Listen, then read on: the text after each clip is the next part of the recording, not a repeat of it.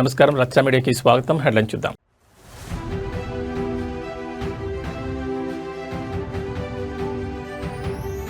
ఢిల్లీలో సీఎం చంద్రబాబు పర్యటన, కేంద్ర మంత్రి పీయూష్ గోయల్తో అత్యంత కీలక భేటీ.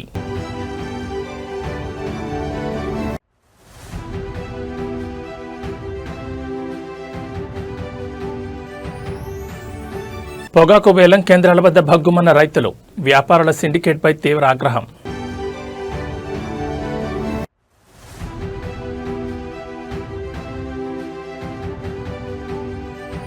హైదరాబాద్ మల్కాజ్గిరి సైబరాబాద్ అభివృద్ధిపై సీఎం రేవంత్ రెడ్డి సమీక్ష, పనుల్లో వేగం పెంచాలని ఆదేశం.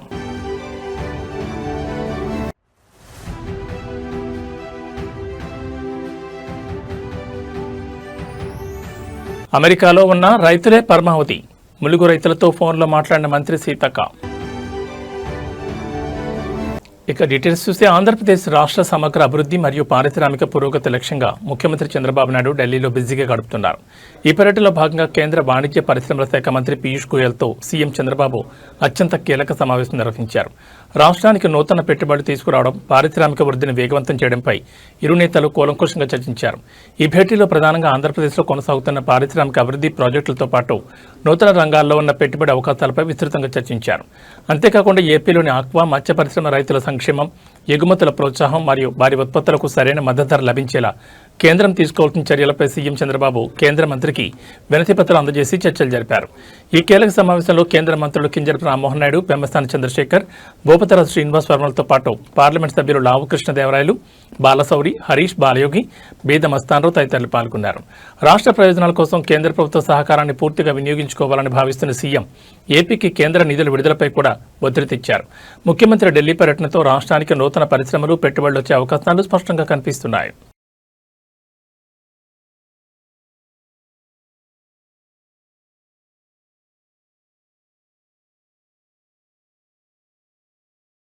రాష్ట్రంలో పొగాకు రైతులు తీవ్ర ఆందోళనలో మునిగిపోయారు. ఎగుమతిదారులు ఆర్డర్ లేవని సాగుతో తమను తీవ్రంగా మోసం చేస్తున్నారంటూ పొగాకు రైతు మారెళ్ల బంగారుబాబు తీవ్ర తెల్లధ్వజమెత్తారు.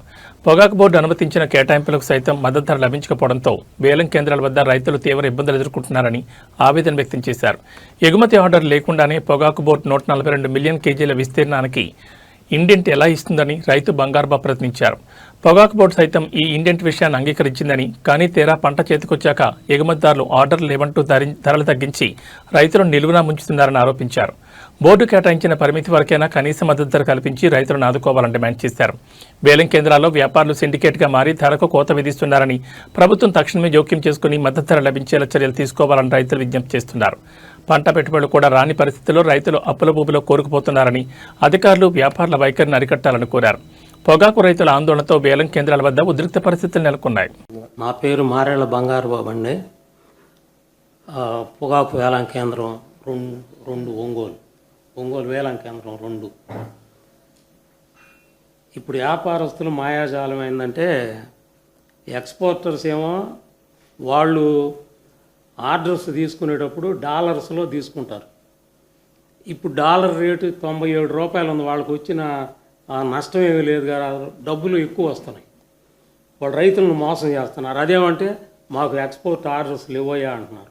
లేకుండా వాళ్ళు ఇండెంట్ 142 మిలియన్లకి ఇండెంట్ ఇచ్చారు. టొబాకో బోర్డు ఆథరైజ్ చేసింది. కనీసం ఆ 142 మిలియన్లైనా గిట్టుబాటు ధర కొంటే తక్కింది సముద్రంలో వేసుకుంటాము, ఏదో ఒకటి చేసుకుంటాం. ముందు ఆ 142 మిలియన్లన్న గిట్టుబాటు ధర లాస్ట్ ఇయర్ ఏ ధర వచ్చిందో, మన ప్రభుత్వంలో ఉన్నప్పుడు ఏ ధర వచ్చిందో ఆ ధరలకి ఇస్తే చాలు. మంచి ధరలు వస్తాయి, రైతులు బాగుపడతారు. ఇవాళ రైతాంగం పరిస్థితి ఎట్లా ఉందంటే, తెలుగుదేశం వాళ్ళు, కాంగ్రెస్ వాళ్ళు కానీ అందరూ రైతులే, పొగాకు పడిచ్చేవాళ్ళు అందరూ. ఆ పార్టీ ఈ పార్టీ అని కాకుండా మీ జగన్మోహన్ రెడ్డిని దేశరాండయ్యా మాకు ధరలు వస్తాయి అని అంటున్నారు అందరూ. ఎక్కడ పట్టినా ఇదే గోల. మీరు ఆ జగన్మోహన్ రెడ్డి గారిని అన్న దేశరాండయ్యా మేము గెట్టును పడతాము, ఆయన ప్రభుత్వంలో మంచి ధరలు వచ్చినాయి, రైతాంగం అంతా బాగుపడ్డారు, వర్షాలు కురిసినాయి, బాగా పొగాకు మంచి రంగు వచ్చింది, అన్నీ చేసినాయి. ఇప్పుడు చంద్రబాబు వచ్చాడు, వానలు పోయినాయి, అన్నీ పోయినాయి, పండించిన ఏ పంటకి గిట్టుబాటు ధర లేదు అని చెప్తా ఉన్నారు అందరూ. కాబట్టి మీరు ఏదైనా కానీ ఒక చర్య తీసుకొని మీరు వస్తేనే ఈ పొగాకు రైతులు ఈ మార్కెట్ మాంద్యం నుంచి బయటపడతారని హైదరాబాద్, మల్కాజ్గిరి మరియు సైబరాబాద్ మున్సిపల్ కార్పొరేషన్ల పరిధిలో చేపట్టిన వివిధ అభివృద్ధి పనులను వేగవంతం చేయాలని ముఖ్యమంత్రి రేవంత్ రెడ్డి అధికారులను ఆదేశించారు. నగర పరిధిలోని మున్సిపల్ పరిపాలనా శాఖ ఉన్నతాధికారులతో సీఎం రేవంత్ రెడ్డి ప్రత్యేక సమీక్షా సమావేశం నిర్వహించారు. ప్రణాళికాబద్ధంగా నగర సమగ్ర అభివృద్ధి జరగాలని, పనుల వేగవంతానికి అవసరమైన అన్ని చర్యలు తీసుకోవాలని అధికారులకు దిశానిర్దేశం చేశారు. ఈ సందర్భంగా సీఎం రేవంత్ రెడ్డి మాట్లాడుతూ అభివృద్ధి ప్రాజెక్టులకు సంబంధించిన భూసేకరణ ప్రక్రియ పూర్తి కాకుండా ఎలాంటి టెండర్లను పిలవద్దని అధికారులకు ముఖాముఖి స్పష్టం చేశారు. భూసేకరణ ప్రక్రియను వేగవంతం చేయడం మరియు పారదర్శకంగా పూర్తి చేయడం కోసం ఒక ప్రత్యేక అధికారిని నియమించినట్లు వెల్లడించారు. నగరంలో చేపడుతున్న వివిధ పనుల పురోగతిని ఎప్పటికప్పుడు పర్యవేక్షించాలని సూచించారు. అలాగే సైబరాబాద్ కార్పొరేషన్ పరిధిలో ఏర్పాటు చేయనున్న మాజీ ప్రధానమంత్రి డాక్టర్ మన్మోహన్ సింగ్ విగ్రహం మరియు జంక్షన్ అభివృద్ధి పనులను త్వరగా పూర్తి చేయాలని స్పష్టం చేశారు. 3 కార్పొరేషన్ల పరిధిలో అభివృద్ధి ప్రాజెక్టులకు ఆటంకం కలగకుండా వివిధ శాఖల మధ్య సమన్వయం పెంచేలా సమావేశాలు నిర్వహించాలని సీఎం ఆదేశించారు. గ్రేటర్ హైదరాబాద్ ముఖ చిత్రాన్ని మార్చేలా ప్రభుత్వం తీసుకుంటున్న ఈ నిర్ణయాలతో నగరంలో అభివృద్ధి పనులు వేగవంతం కానున్నాయి. ప్రస్తుతం అమెరికా పర్యటనలో ఉన్న తెలంగాణ పంచాయతీరాజ్ సీతక్కగా అందరూ పిలుచుకునే మంత్రి అనసూయ సరిహద్దులు దాటినా తన నియోజకవర్గ రైతుల సంక్షేమాన్ని మరవలేదు. ములుగు జిల్లాలోని వివిధ గ్రామాల రైతులతో ఆమె స్వయంగా ఫోన్లో మాట్లాడారు. నియోజకవర్గంలో పంటల సాగు పరిస్థితి, కురుస్తున్న వర్షాలు మరియు చెరువులు, కుంటల్లో నీటి నిల్వలపై వివరంగా ఆరా తీసి వారికి కొండంత భరోసా ఇచ్చారు. కొద్ది రోజులుగా వర్షాభావ పరిస్థితుల పట్ల రైతులు ఆందోళన చెందొద్దని, రాబోయే రోజుల్లో విస్తారంగా వర్షాలు కురిసే అవకాశం ఉందంటూ మంత్రి సీతక్క రైతుల్లో ఆశలు నింపారు.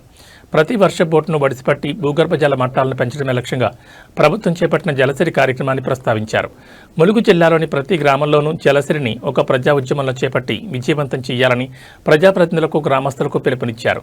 రైతులకు సాగునీరు, విత్తనాలు, ఎరువుల కొరత లేకుండా ముందస్తు చర్యలు తీసుకోవాలని వ్యవసాయ, పంచాయతీరాజ్ శాఖ అధికారులను సీతక్క ఆదేశించారు. సుదూర తీరంలో ఉన్నప్పటికీ తమ సమస్యల పట్ల స్పందిస్తూ క్షేత్రస్థాయి పరిస్థితులపై ఫోన్ చేసి మాట్లాడడం పట్ల ములుగు నియోజకవర్గ రైతులు, ప్రజలు తీవ్ర సంతోషం వ్యక్తం చేస్తున్నారు. అమెరికా పర్యటనలోనూ ప్రజా సంక్షేమే పరమావధిగా వ్యవహరిస్తున్న మంత్రి సీతక్క ఫోన్ కాల్ నెట్టింట వైరల్గా మారింది.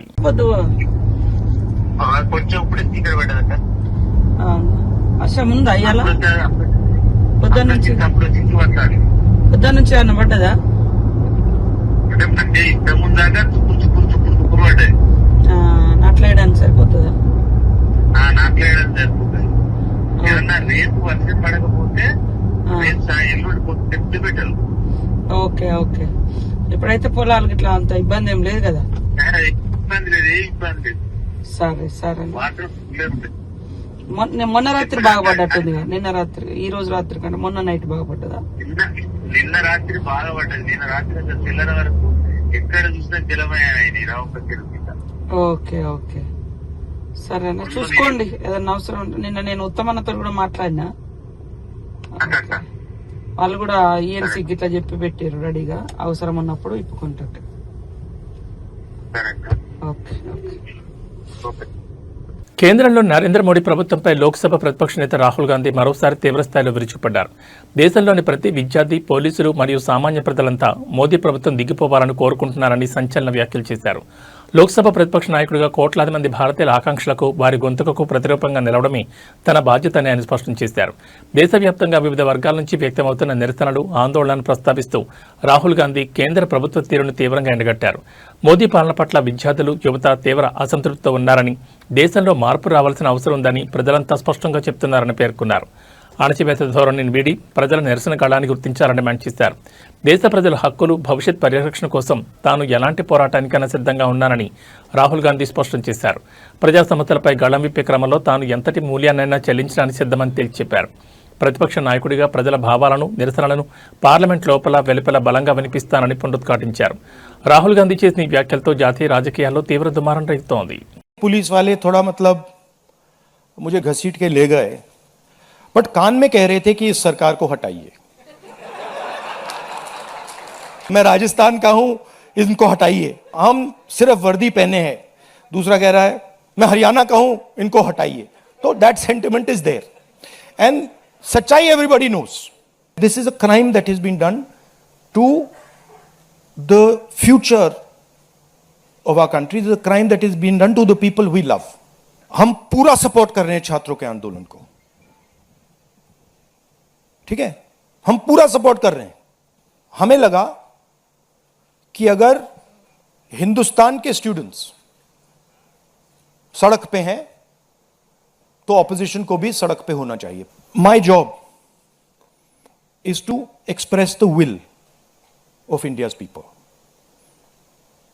Whether it is the will of the students, whether it is the will of young people, whether it is the will of the farmers, this is the job that I'm supposed to do as leader of opposition. I'm supposed to become an expression of the voice of India's people. I'm supposed to bring attention to where pain is being felt. These are very small costs. తిరుపతిలో మాజీ MLA Bhumana Karunakar కుటుంబానికి చెందిన private స్థలం వద్ద తీవ్ర ఉద్రిక్త వాతావరణం నెలకొంది. ఎలాంటి ముందస్తు నోటీసులు ఇవ్వకుండా కోర్టు ఆదేశాలను ఉల్లంఘిస్తూ అధికారులు భారీగా పోలీసు బలగాలతో భూములు ప్రవేశించారని వైఎస్ఆర్సీపీ నాయకులు తీవ్ర ఆగ్రహం వ్యక్తం చేశారు. ప్రహారీ గోడను కూల్చివేయడానికి చెట్లను ధ్వంసం చేయడానికి యత్నించడం అధికార దుర్వినియోగమేనంటూ భూమన అభినయరెడ్డి అధికారులను నిలదీశారు. గతంలోని భూమికి సంబంధించి న్యాయస్థానం స్పష్టమైన ఆదేశాలు ఇచ్చిందని, పూర్తిస్థాయి సర్వే నిర్వహించి హద్దులు చూపించాలని కోర్టు పేర్కొన్నప్పటికీ అధికారులు సర్వే నివేదిక ఇవ్వలేదని భూమన కుటుంబం తెలిపింది. అకస్మాత్తుగా జేసీబీలతో వచ్చి ప్రహారీ గోడను కూల్చేందుకు యత్నించగా ప్రశ్నించడానికి వెళ్లిన భూమన అభినయను పోలీసులు సొంత స్థలంలోకి వెళ్లకుండా అడ్డుకోవడం కలకలం రేపింది. అక్కడున్న ఆర్డీఓ, తహసీల్దార్లను నోటీసులపై నిలదీయగా అధికారులు సమాధానం చెప్పలేకపోయారని వైఎస్ఆర్సీపీ పేర్కొంది. ప్రభుత్వ వైఫల్యాలను ఎత్తి చూపుతూ ప్రశ్నిస్తున్నందుకే మాజీ ఎమ్మెల్యే భూమన కరుణాకర్ రెడ్డిని, అభినయరెడ్డిని లక్ష్యంగా చేసుకుని వేధింపులకు దిగుతున్నారని నేతలు మండిపడ్డారు. అధికార బలంతో గోడలను కూల్చివచ్చేమో గానీ ప్రజల తరపున ప్రశ్నించే గొంతులను అణచలేరని స్పష్టం చేశారు. చట్టాన్ని ఉల్లంఘించి చేస్తున్న ప్రతి చర్యకు ప్రజాస్వామ్యబద్ధంగానే పోరాడి సమాధానం చెప్తామని హెచ్చరించారు. భూమన కుటుంబ స్థలం వద్ద పోలీసుల మోహరింపుతో తిరుపతి రాజకీయాలు ఒక్కసారిగా వేడెక్కాయి.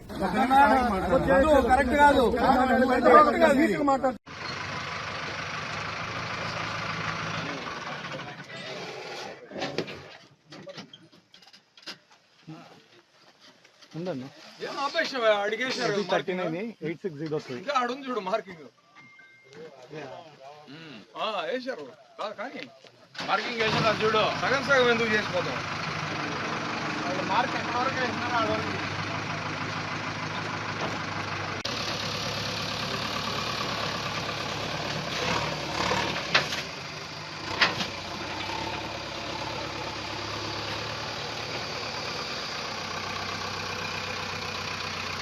వైఎస్ఆర్సీపీ నేత మాజీ మంత్రి సీదిరి అప్పలరాజు అరెస్టు వ్యవహారంలో ఆయన భార్య శ్రీదేవి సంచలన వ్యాఖ్యలు చేశారు. తన భర్తను అసలు ఏ కేసులో అరెస్ట్ చేశారో, లోపల ఏం జరుగుతుందో ఇప్పటివరకు పోలీసులు ఎటువంటి స్పష్టత ఇవ్వడం లేదని తీవ్ర ఆందోళన వ్యక్తం చేశారు. రాష్ట్రంలో లా అండ్ ఆర్డర్ పూర్తిగా క్షీణించిందని, ప్రజాస్వామ్యం ఎక్కడికి వెళుతుందో అర్థం కావడం లేదని ప్రభుత్వాన్ని, పోలీసుల తీరును ఆమె తీవ్రంగా తప్పుపట్టారు. అరెస్ట్ చేసిన సమయంపై రకరకాల ప్రచారాలు చేస్తున్నారని, న్యాయవాది లోపలికి వెళ్లినప్పటికీ పోలీసుల నుంచి సరైన సమాచారం రావడం లేదని శ్రీదేవి ఆవేదన వ్యక్తం చేశారు. అక్కడ మోహరించిన పోలీస్ బెటాలియన్ అంతా బయటి ప్రాంతాల నుంచి వచ్చిన వారేనని, పెద్ద పెద్ద కేసులను హైలైట్ చేస్తూ ప్రభుత్వం ప్రజలను తీవ్ర భయాందోళనకు గురిచేస్తోందని ఆరోపించారు. లోపల జరుగుతున్న సమాచారం ఏదీ బయటకు రాకుండా గోప్యంగా ఉంచుతున్నారని మండిపడ్డారు. ఇలాంటి కక్ష సాధింపు చర్యలు పక్కన పెట్టి ప్రజా సమస్యలపై దృష్టి పెట్టాలని శ్రీదేవి హితవు పలికారు. ముఖ్యంగా రాష్ట్రంలో జరుగుతున్న రోడ్డు ప్రమాదాల్లో మరణిస్తున్న ప్రతి పేద కుటుంబానికి ప్రభుత్వం 10 లక్షల ఎస్క్రిషి అందించి ఆదుకోవాలని విజ్ఞప్తి చేశారు. రాజకీయంగా వేధించడమే లక్ష్యంగా పోలీసులు చట్టవిరుద్ధంగా ప్రవర్తిస్తున్నారని ధ్వజమెత్తారు. మాజీ మంత్రి సీదిరి అప్పలరాజు అరెస్ట్ మరియు ఆయన భార్య శ్రీదేవి వ్యాఖ్యలతో ఏపీ రాజకీయాల్లో తీవ్ర దుమారం రేగుతోంది.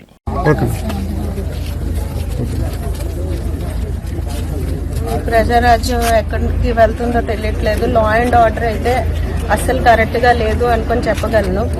అది పెద్ద పెద్ద ప్రొఫైల్ కేసెస్ ఇలాగే నడుపుతారా అనే దాని మీద అసలు ప్రజలు భయపడేటట్టుగా చేస్తున్నారు. ఇదంతా మెయిన్ సార్కి దేనికి తీసుకెళ్లారో, ఏం అరెస్ట్ చేశారు అనేది ఇప్పటి వరకు కూడా బయటకి ఏం చెప్పలేదు. లోపల తీసుకొని వెళ్ళారు. మార్నింగ్కి కూడాను ఇంకా ఉంచుతారని చెప్తున్నారు. బాబుని తీసుకెళ్లిన రోజు నుంచి కూడాను సార్కి అలాగే బ్యాక్ హ్యాండ్గా పోలీసు వాళ్ళు అలాగా వెనకట్లో వస్తూనే ఉన్నారు. కానీ ఈ మొత్తానికి చెప్పాల్సింది ఏంటనుకుంటున్నానంటే, యాక్సిడెంట్స్ కేసెస్ చాలా జరుగుతున్నాయి. ప్రతి ఒక్క దాని మీద కూడాను మీరు చర్యలు తీసుకొని ఎలాగా అందరికీ తీసుకొని వచ్చేసి ఎక్స్గ్రేషన్ కింద 10 లక్షలు ఇస్తున్నారు. ప్రతి యాక్సిడెంట్ కేసుల దగ్గరికి మీరు వెళ్ళేసి వాళ్ళందరినీ కూడా తీసుకొని ఆ పేద కుటుంబానికి కూడాను మీ అందరూ కూడా కాపాడుకోవాలని చెప్పి అంటే తెల్లవారు 6:30 కానీ వాళ్ళు చెప్తున్నారు మేడం. ఏమని పోలీసులు ఏం చెప్తున్నారు? మార్నింగ్ మార్నింగ్ 6:30 అని అలాగేం చెప్పలేదు, కానీ అలా కంటిన్యూ అవుతుంది. లాయర్ కూడా లోపల ఉన్నారు. మీకు పంపించారు అంటే మీడియా తెలంగాణ నీటిపారుదల రంగంలో అత్యంత కీలక పరిణామం చోటు చేసుకుంది. దేవాదుల ఎత్తిపోతల పథకం వద్ద నీటి తోడకం వేగవంతం చేయడంలో బీఆర్ఎస్ సీనియర్ నేత మాజీ నీటిపారుదల శాఖ మంత్రి హరీష్ రావు వేసిన ప్రశ్నలు, ఆయన లేవనెత్తిన డిమాండ్లకు కాంగ్రెస్ ప్రభుత్వం చివరకు తలొగ్గింది. సమ్మక్క సాగర్ బ్యారేజ్ వద్ద వరద ప్రవాహం క్రమంగా పెరుగుతున్నప్పటికీ నీటిని సరిగా ఎత్తిపోసేందుకు అధికారులు చర్యలు తీసుకోవడం లేదంటూ హరీష్ రావు ప్రభుత్వాన్ని నిలదీశారు. హరీష్ రావు తీవ్రస్థాయిలో ధ్వజమెత్తిన మరుసటి రోజే ప్రాజెక్టు వద్ద యంత్రాంగం రంగంలోకి దిగింది. దేవాదులలో ఇప్పటివరకు నడుస్తున్న మోటార్ల సంఖ్యను ఒక్కసారిగా పెంచింది. మొన్నటి వరకు కేవలం 5 మోటార్లు మాత్రమే నడిపించిన అధికారులు నిన్నటి నాటికి వాటిని 7కు పెంచారు. అయితే వరద ఉధృతికి తగ్గట్లుగా పూర్తి స్థాయిలో పంపింగ్ జరగడం లేదని హరీష్ రావు ప్రభుత్వాన్ని గట్టిగా ప్రశ్నించడంతో అధికారులు మరో 2 మోటార్లను ఆన్ చేసి మొత్తం 9 మోటార్ల ద్వారా నీటి ఎత్తిపోతలను ప్రారంభించారు. దేవాదుల పథకానికి సంబంధించిన 3 విభాగాల్లోనూ పంపింగ్ ప్రక్రియను వేగవంతం చేశారు. ప్రస్తుతం అధికారుల గణాంకాల ప్రకారం ఫేజ్ 1లో 2 మోటార్లు, ఫేజ్ 2లో 2 మోటార్లు, అలాగే ఫేజ్ 3 పరిధిలో ఏకంగా 5 మోటార్లను నిరంతరాయంగా ఆన్ చేసి నీటిని ఎత్తిపోస్తున్నారు. గత కొద్ది రోజులుగా వరద నీరు భారీగా వచ్చి చేరుతున్న ప్రభుత్వం ఆశించిన స్థాయిలో మోటార్లను నడపకపోవడంపై ఆయకట్టు రైతుల నుంచి కూడా విమర్శలు వ్యక్తమవుతున్నాయి. నిజానికి ఈ నెల 8వ తేదీ నాటికి సమ్మక్క సాగర్ ప్రాజెక్టు వద్దకు దాదాపు 1,00,000 క్యూసెక్కులకు పైగా వరద ప్రవాహం వచ్చేరింది. అయితే ఆ సమయంలో ప్రభుత్వం కేవలం 600 క్యూసెక్కుల నీటిని మాత్రమే ఎత్తిపోతుందని, సమయం వృధా చేస్తే ఆయకట్టుకు నీరు ఎలా అందుతుందని హరీష్ రావు ఆరోపించారు. ప్రభుత్వ నిర్లక్ష్యాన్ని ఎండగడుతూ ఆయన చేసిన విమర్శలతో దిగొచ్చిన అధికారులు ఇప్పుడు పంపింగ్ సామర్థ్యాన్ని గణనీయంగా పెంచారు.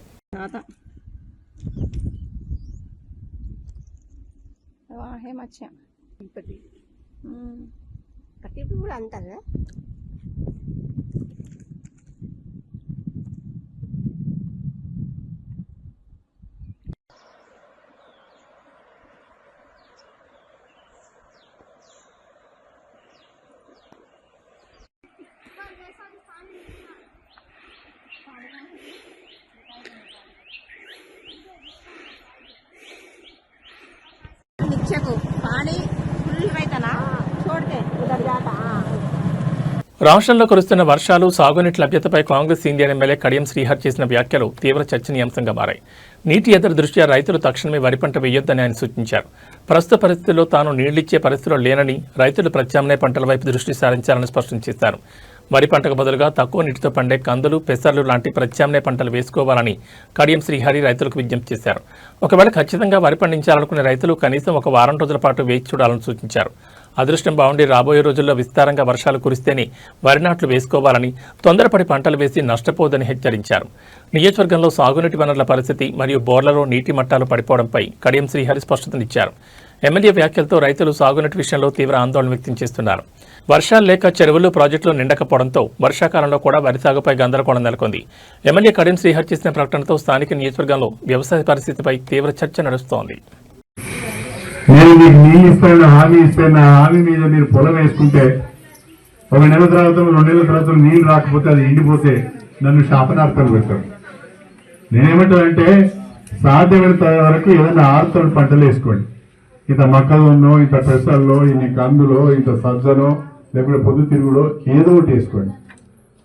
లేకుంటే పొలమే వేసుకోవాలనుకుంటే కొంచెం ఇంకొక వారం 10 రోజులకు సమయం ఉంది, మన అదృష్టం కలిసి వచ్చి వర్షాలు మంచిగా పడితే పొలం వేసుకోండి. కానీ తొందరపడి ఆగం కావద్దు. నేను నీళ్ళు ఇచ్చే పరిస్థితిలో ప్రస్తుతం లేను. నా ప్రయత్నం అంతా చేస్తున్నా. దేవాదుల నుంచి నీళ్లు తీసుకొస్తున్నా. అదేవిధంగా ఇక్కడ గణిరామారం రిక్రియేషన్ స్కీమ్ పనులు కూడా వేగంగా చేపిస్తున్నా. కాకపోతే ఈ సీజన్కు అవి అందే పరిస్థితి లేదు. మళ్ళీ నేను మిగతా వాళ్ళ లెక్క మాటలు చెప్పి మీరు వేసుకోండి నేను నీళ్ళు తెస్తా అని చెప్పిపోతే మీరు ఆగమవుతారు. కాబట్టి మిమ్మల్ని ఆగం చేయడం నా ఉద్దేశం కాదు. మిమ్మల్ని ఇబ్బంది పెట్టాను. ఏది ఏమైనా కూడా ఎంత మేరకు వెళ్తే అంత మేరకు నీరు అందించే ప్రయత్నం చేస్తాను. కానీ మీరు కూడా ఆలోచించి పంటలు వేసుకోవాలని చెప్పి కోరుకుంటూ మా మధ్యలో గ్రామ ప్రజలందరికీ మరొకసారి నమస్కారం చెప్పుకుంటూ టాలీవుడ్లో విషాదకర వాతావరణం నెలకొంది. గబ్బర్ సింగ్ చిత్రంతో మంచి గుర్తింపు తెచ్చుకున్న ప్రముఖ నటుడు రమేష్ హఠాత్తుగా అనారోగ్యానికి గురయ్యారు. ఆయనకు అకస్మాత్తుగా బ్రెయిన్ స్ట్రోక్ రావడంతో కుటుంబ సభ్యులు వెంటనే అప్రమత్తమై హైదరాబాద్లోని అపోలో ఆసుపత్రిలో చేర్పించారు. ప్రస్తుతం ఆయన ఆరోగ్య పరిస్థితి విషమంగా ఉన్నట్లు వైద్య వర్గాలు వెల్లడించాయి. ఆసుపత్రిలో చేరిన రమేష్కు న్యూరాలజిస్టుల ప్రత్యేక వైద్య బృందం ఎప్పటికప్పుడు క్షుణ్ణంగా పరిశీలిస్తూ అత్యవసర చికిత్స అందిస్తోంది. బ్రెయిన్ స్ట్రోక్ తీవ్రత ఎక్కువగా ఉండడంతో ఆయన ఆరోగ్యం నిలకడగా లేదని, వైద్యుల ప్రాణాలను కాపాడేందుకు తీవ్రంగా శ్రమిస్తున్నట్లు సమాచారం. ఈ వార్త తెలిసిన వెంటనే టాలీవుడ్ ప్రముఖులు, నటీనటులు ఆయన త్వరగా కోలుకోవాలని ఆకాంక్షిస్తున్నారు. విషయం తెలుసుకున్న వెంటనే గబ్బర్ సింగ్ చిత్ర దర్శకుడు హరీష్ శంకర్ వెంటనే అపోలో ఆసుపత్రికి చేరుకున్నారు. రమేష్ కుటుంబ సభ్యులను పరామర్శించి వారికి ధైర్యం చెప్పారు. వైద్యులతో మాట్లాడి రమేష్ ఆరోగ్య పరిస్థితిపై ఎప్పటికప్పుడు వివరాలు తెలుసుకుంటున్నారు.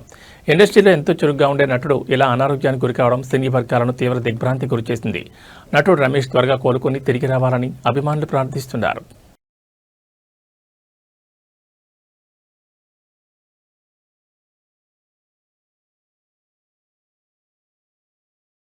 దేశ రాజధాని న్యూఢిల్లీలోని జంతర్ మంతర్ వద్ద ఈ నెల 20 జరిగిన సీజేపీ ర్యాలీలో చోటు చేసుకున్న తీవ్ర ఉద్రిక్తతలకు సంబంధించిన సంచలన సీసీటీవీ దృశ్యాలు వెలుగులోకి వచ్చాయి.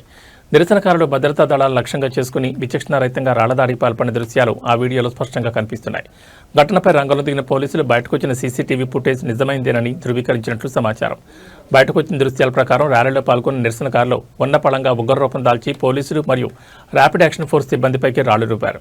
అకస్మాత్తుగా జరిగిన దాడితో భద్రతా సిబ్బంది ప్రాణాలు కాపాడుకునేందుకు పరుగులు తీయాల్సిన పరిస్థితి ఏర్పడింది. నిరసనకారుల రాళ్లదాడి దాటికి సమీపంలో ఉన్న పెట్రోల్ బంక్, చుట్టుపక్కల దుకాణాల అద్దాలు పూర్తిగా ధ్వంసమయ్యాయి. జంతర్ మంతర్ పరిసర ప్రాంతాల్లోని పలు సీసీటీవీ కెమెరాల్లో నమోదైన ఈ విజువల్స్ ను పోలీసులు క్షుణ్ణంగా పరిశీలిస్తున్నారు. రాళ్లదాడికి పాల్పడిన వారిని, విధ్వంసానికి పూనుకున్న వారిని సీసీటీవీ ఫుటేజ్ ఆధారంగా గుర్తుపట్టి చట్టపరమైన చర్యలు తీసుకునేందుకు ఢిల్లీ పోలీసులు వేగంగా అడుగులు వేస్తున్నారు. జంతర్ మంతర్ వద్ద వెలుగు చూసిన ఈ సీసీటీవీ దృశ్యాలు ఇప్పుడు జాతీయ స్థాయిలో తీవ్ర కలకలం రేపుతున్నాయి.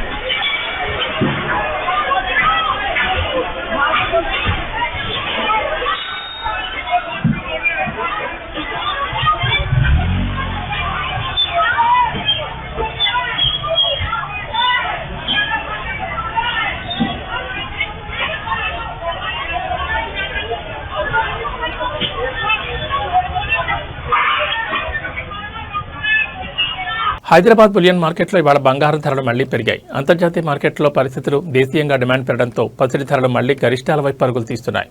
కేవలం బంగారం మాత్రమే కాకుండా వెండి ధర కూడా ఆకాశాన్ని అంటుతుండటంతో కొనుగోలుదారులు తీవ్ర ఆందోళన వ్యక్తం చేస్తున్నారు. తాజా ధరల వివరాలను పరిశీలిస్తే హైదరాబాద్ బులియన్ మార్కెట్లో 24 క్యారెట్ల 10 గ్రాముల ప్యూర్ గోల్డ్ రేటు ఇవాళ ₹770 పెరిగింది. దీంతో 24 క్యారెట్ల తులం బంగారం ధర 1,47,280కు చేరుకుంది. ఇక ఆభరణాల తయారీకి ఉపయోగించే 22 క్యారెట్ల 10 గ్రాముల పసిడి ధర కూడా ₹700 ఎగబాకి 1,35,000 మార్క్ వద్ద పలుకుతోంది. బంగారం బాటలోని వెండి ధరలు కూడా భారీ స్థాయిలోనే కొనసాగుతున్నాయి. మార్కెట్లో ప్రస్తుతం కేజీ వెండి ధర 2,45,000 వద్ద విక్రయమవుతోంది.